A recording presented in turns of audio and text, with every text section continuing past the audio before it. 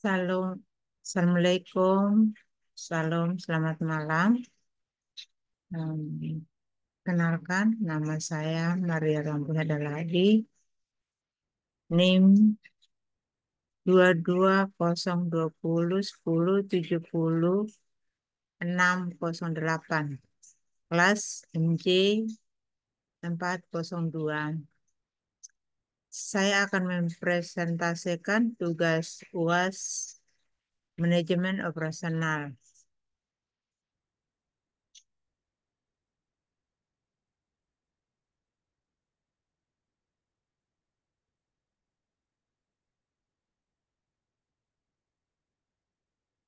Latar belakang contoh perusahaan lokal yang menerapkan rantai pasok, yaitu perusahaan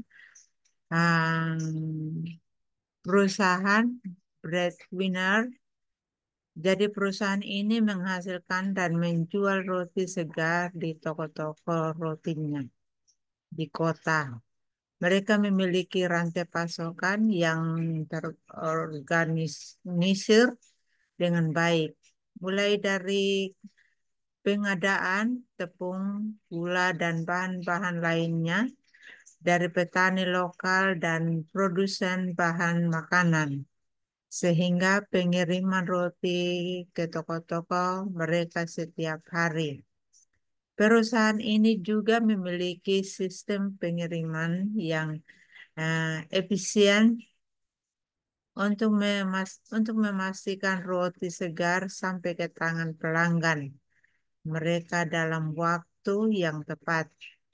Dengan mengimplementasikan rantai pasokan, mereka um, breadwinner dapat memastikan bahwa mereka memiliki bahan-bahan berkualitas tinggi dan segar untuk pelanggan mereka, sambil sambil juga mendukung ekonomi lokal dengan membeli bahan-bahan dari produsen lokal.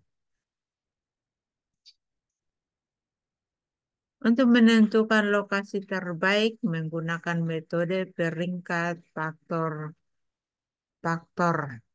Kita menggalikan setiap skor dari alternatif lokasi dengan bobot faktor yang relevan berikut.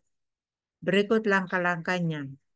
Tentukan bobot faktor harga tanah 30% dalam kurung 0,3, lokasi pasar 30% dalam kurung 0,30, lokasi sumber bahan baku 20% dalam kurung 0,20, fasilitas umum 10% dalam kurung 0,10, persediaan tenaga kerja 10% dalam kurung 0,10. Kalikan skor dengan bobot untuk setiap faktor. Untuk alternatif 1, seperti ini, harga harga tanah 7 harga tanah 7 0,30 sama dengan 2,1, lokasi pasar 7 0,30 sama dengan 2,1, lokasi sumber bahan baku 8 0,20 sama dengan 1,6, fasilitas umum 6 0,10 sama dengan 0,6, persediaan tenaga kerja 5 0,10 sama dengan 0,5. Total skor alternatif 1 sama dengan 2,1 tambah 2,1 tambah 1,6. tambah 0,6 tambah 0,5 sama dengan 6,9.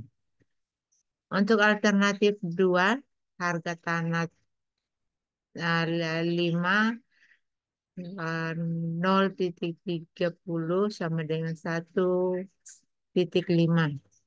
Lokasi pasar 5 0,30 sama dengan 1,5. Lokasi sumber bahan baku 8 0,20 sama dengan 1,6. Fasilitas umum 4 0,10 sama dengan 0,4. Persediaan tenaga kerja 8 0,10 sama dengan 0,8. Total skor alternatif 2 sama dengan 1,5 tambah 1,5 tambah 1,6 tambah 0,4 tambah 0,8 sama dengan 5,8. Alternatif 3. Harga harga tanah 4 0,30 sama dengan 1,2. Lokasi pasar 4 0,30 sama dengan 1,2. Lokasi sumber bahan baku 9 0,20 sama dengan 1,8. Fasilitas umum 5 0,10 sama dengan 0,5. Persediaan tenaga kerja 5 0,10 sama dengan 0,5. Total skor alternatif 3 1,2 tambah 1,2 tambah 1,8 tambah 0,5 tambah 0,5 sama dengan 5,2.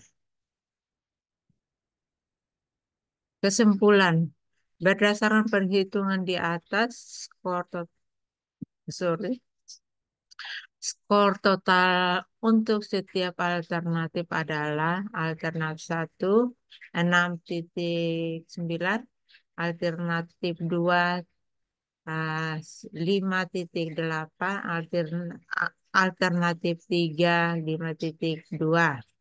Maka alternatif 1 adalah lokasi terbaik berdasarkan metode pemeringkat faktor karena memiliki skor total tertinggi 6,9.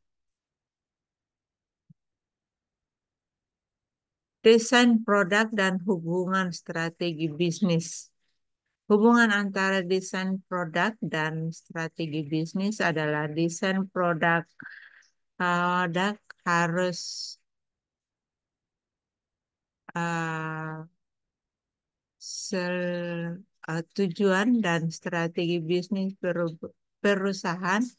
Desain produk dapat menjadi bagian integral dan strategis bisnis, yaitu membantu menciptakan keunggulan kompetitif, memenuhi kebutuhan pelanggan, meningkatkan efisiensi produksi. Perbedaan antara desain layanan dan desain produk. Desain produk, desain produk, tujuan dari desain produk adalah untuk menciptakan barang berwujud atau digital yang dapat dimiliki, digunakan, dan dilibatkan langsung oleh konsumen. Membuat produk yang memenuhi keinginan klien, indah secara visual dan bermanfaat adalah hubungan antara tujuan utama desain produk. Sandi.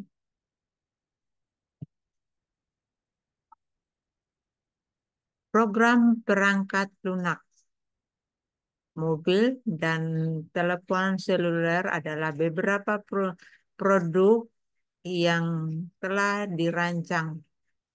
Desain layanan berkaitan dengan pengembangan layanan yang dapat dilibatkan, dialami, dan digunakan oleh pengguna, menciptakan pengalaman layanan yang lancar dan ramah pengguna yang memenuhi permintaan dan harapan klien adalah tujuan utama desain layanan. Antisipasi, menciptakan layanan perbankan, kesehatan, atau transportasi adalah beberapa contoh desain layanan.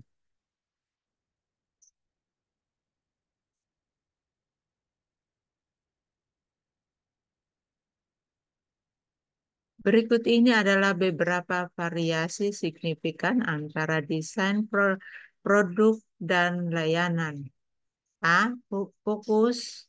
Desain layanan lebih berkait dengan pengembangan layanan adalah variasi signifikan antara desain produk dan layanan. B. Sasaran.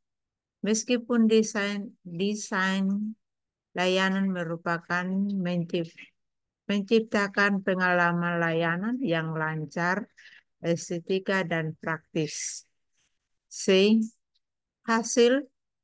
Meskipun desain layanan menghasilkan pengalaman layanan yang dapat dimanfaatkan pelanggan, desain produk biasanya menghasilkan objek nyata yang dapat dimiliki pelanggan.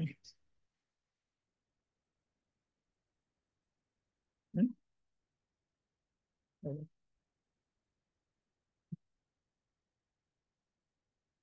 Sekian dan terima kasih presentasi dari saya. Mohon maaf jika masih banyak yang salah dan